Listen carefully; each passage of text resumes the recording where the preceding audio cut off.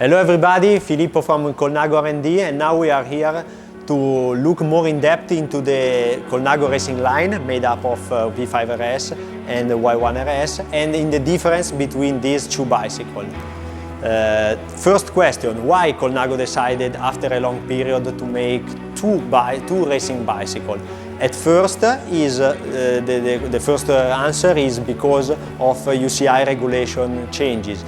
The new regulation changes, being effective since 2023, allow us to exploit all the benefits in terms of aerodynamics, creating the Y1Rs, which is a bicycle fully designed for aerodynamics. Now, having a bicycle fully designed for aerodynamics, we spent a lot of effort to improve the V5Rs in terms of weight, achieving a weight advantage of 150 grams with respect to its predecessor, without neglecting again aerodynamics, because nowadays all the races are very fast. All average speed are extremely high, and you cannot allow to develop a pure lightweight bike anymore.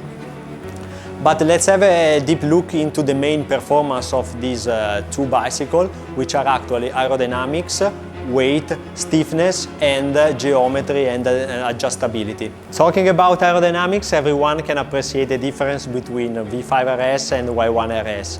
Of course, Y1Rs, being designed for better aerodynamics, has much longer and much thinner tube and joint profile, allowing a lower drag force with a penalty in terms of weight.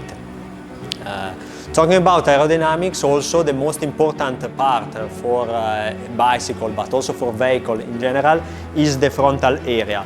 Frontal area that for bicycle is made up of handlebar, head tube and fork blade, and which in both the bicycle has been developed and optimized thanks to the support of the Politecnico di Milano University and Khalifa University here in Abu Dhabi. Of course, the frontal area of Y1Rs is more extreme with respect to a more traditional design of V5Rs, thanks to the new bayonet fork developed by Colnago to reduce as much as possible the frontal area. We are talking about 13% of saving in favor of Y1Rs, without affecting, on the other end, too much the weight and, of course, the stiffness. Such results has been achieved thanks to the new CC-Y1 handlebar, which allow a much better airflow, especially in the central part, thanks to the seagull wing shape, and thanks to the thinner profile developed with the support, both digital and physical, in the wind tunnel test of the universities. When talking about weight, of course the performance is in favor of V5Rs, which has been designed to reduce with respect to its predecessor, the V4Rs, the weight of about 150 grams. This result was achieved thanks to the deep study of tube and joint section, and thanks to the new lamination process, allowed thanks to the adoption of PP mandrel in each joint of the frame itself, allowed to maintain very thin thickness in all the section of the bicycle, allowing on one end a lighter weight and on the other end a better control of the direction and the position of the layer themselves.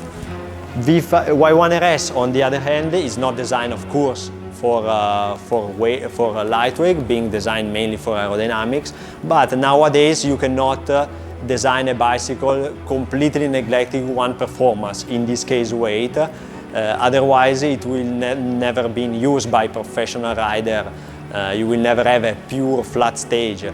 Y1Rs, thanks to the adoption of premium material and the same lamination process described, were able to maintain a really competitive weight. In fact, the bicycle has been used also by Tadej himself, but also by other riders in rolling and even in climbing stages. Let's talk now about stiffness, which is very important nowadays, especially for sprinters. we are putting a lot of power on the pedals, and for riders in general, especially for example on the pedal attack or changing direction on all these racing dynamics. Of course, Y1Rs is designed for being extremely stiff, especially when pushing on the pedal, which is actually the condition of the final sprint. So the bottom bracket stiffness is extremely high, but on the other hand, thanks to the innovative bionetwork and headset system designed by Colnago, we were able to keep a very robust front end of the bicycle in order to minimize the deformation due to torque and forces in the final sprinter.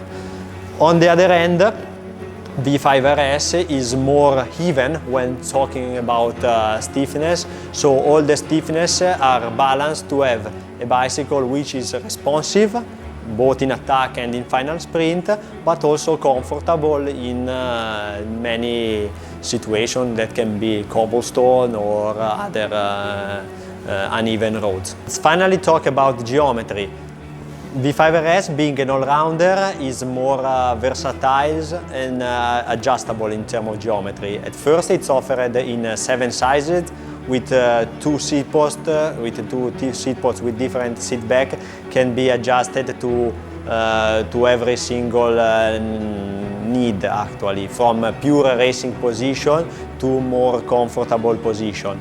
On the other hand, Y1Rs, being offered in 5 sizes only with a much more aggressive position, is designed mainly for advanced rider and rider who would like to exploit the benefits of a very aggressive position.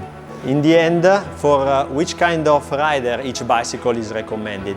At first, both the bicycle are top performance bicycle in whatever condition. Nowadays, you cannot design a World Tour level bicycle without considering all the performance. But when talking about V5, V5 of course is lighter, making it more recommendable when talking about high elevation gain, or in general is more adjustable than V5 than Y1Rs, in order to offer the best performance in all the conditions. When we are talking about pure aerodynamic, pure speed, of course the best choice is Y1Rs, that is designed with aerodynamics in mind, so it's at the end around 10 watts faster than V5Rs, and more stiff for the really final moments of the race.